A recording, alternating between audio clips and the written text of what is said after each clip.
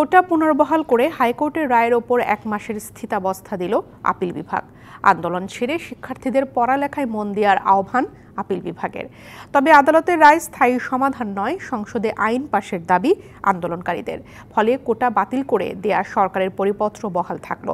বেলা 11:30টার পর মুক্তিযোদ্ধা কোটা পুনর্বহাল করে দেয়া হাইকোর্টের রায় স্থগিত চেয়ে 2 আবেদনের শুনানি শেষে এই আদেশ দেওয়া হয়। হাইকোর্টের রায় স্থগিত চেয়ে 2 শিক্ষার্থীর করা আবেদনটি ক্রম অনুসারে ওঠার পর অ্যাটর্নি জেনারেল জানান, রাষ্ট্রপক্ষের একটি আবেদন আছে, আরেকটি আবেদন করেছেন 2 শিক্ষার্থী। একই সঙ্গে 2টি আবেদনের শুনানি চলে। কোটা সংস্কার আন্দোলনের পরিপ্রেক্ষিতে সরকারি চাকরিতে কোটা বাতিল করে 2018 সালে পরিপত্র জারি করে সরকার। এর বৈধতা চ্যালেঞ্জ করে 2021 সালে রিট হলে রুল জারি করে হাইকোর্ট। চূড়ান্ত শুনানি শেষে গেল 5 জুন কোটা বাতিল করে দেয়া পরিপত্রকে অবৈধ ঘোষণা করা হয়। কোটা পদ্ধতিটা বিলুপ্ত ছিল গত 5 বছর থেকে। সেই ক্ষেত্রে নতুন করে এখন জাজমেন্ট না পাওয়া পর্যন্ত এটাকে বন্ধ রাখার জন্য আমরা স্টে চেয়েছিলাম। তো আদালত উভয় পক্ষকে শুনানি করে ওনারা স্ট্যাটাসকো দিয়েছেন সাবজেক্ট ম্যাটারে, অর্থাৎ এখন যে অবস্থায় আছে সেই অবস্থায় থাকবে।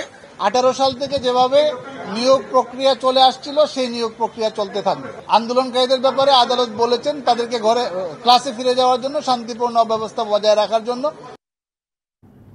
এ বিষয়ে আরো জানাতে আদালত থেকে যোগ দিচ্ছেন সহকর্মী নাবিল জাহাঙ্গীর। নাবিল, এ বিষয়ে আর কি তথ্য আছে আপনার কাছে জানাবেন?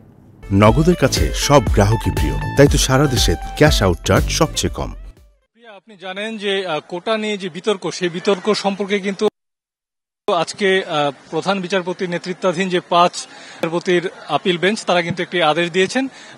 সেই আদেশে বলা হয়েছে এই সাবজেক্ট ম্যাটারটির উপর স্থিতাবস্থা দেওয়া হয়েছে, অর্থাৎ বিতর্ক শুরু হওয়ার আগ মুহূর্তে যে পদ্ধতি ছিল সেটি এখন বহাল থাকবে। অর্থাৎ 2018 সালের প্রজ্ঞাপন অনুযায়ী এখন কিন্তু আগামী 1 মাস কিন্তু সেটি বহাল থাকবে এবং সেই অনুযায়ী কিন্তু নিয়োগ প্রক্রিয়া চলবে। কারণ রাষ্ট্রের প্রধান যিনি আইন কর্মকর্তা এবং ছাত্রছাত্রীদের পক্ষের যিনি আইনজীবী তারা প্রধান বিচারপতিকে যেটি জানিয়েছেন যে ইতিমধ্যে বেশ কিছু পরীক্ষার সার্কুলার হয়ে গেছে এবং ইতিমধ্যে বেশ কিছু পাবলিক পরীক্ষার রিটেন পরীক্ষা হয়ে গেছে। সেই ক্ষেত্রে একটি জটিলতা সৃষ্টি হতে পারে। সেই সাথে সাধারণ শিক্ষার্থীদের যে দাবি সেটিও তারা তুলে ধরেছেন এবং প্রধান বিচারপতি যেটি বলেছেন যে যেহেতু ইতিমধ্যে হাইকোর্ট একটি সিদ্ধান্ত দিয়ে দিয়েছেন, এখন আইন অনুযায়ী সেইটি যদি পুনর্বিবেচনার কোনো সুযোগ থাকে সেটি কিন্তু আপিল বিভাগ করবে। সুতরাং সাধারণ যারা শিক্ষার্থী আন্দোলন করছেন তাদেরকে প্রধান বিচারপতি বলেছেন আইনজীবীর মাধ্যমে তাদের যে বক্তব্য সেটি উপস্থাপন করতে, এবং তাহলে প্রধান বিচারপতি যে নেতৃত্বাধীন যে আপিল বেঞ্চ তারা কিন্তু সেটি অবশ্যই গুরুত্বের সঙ্গে বিবেচনা করবেন। প্রিয়া। নাবিল, আপনাকে ধন্যবাদ।